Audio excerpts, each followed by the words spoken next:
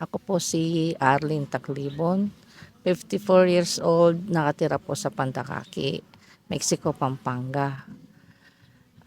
Kaya po ako nagbalik Islam kasi naramdaman ko po yung sensiridad ng mga kapatiran sa Islam.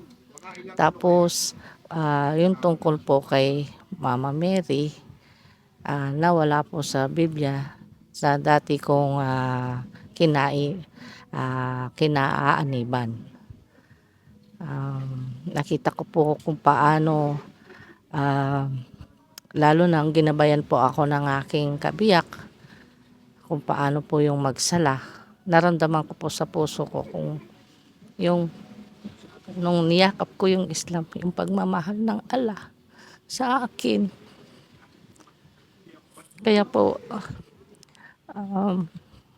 naramdaman ko yun. Kaya pagpapatuloy ko to kahit ano pong pagsubok na dumating sa aking buhay.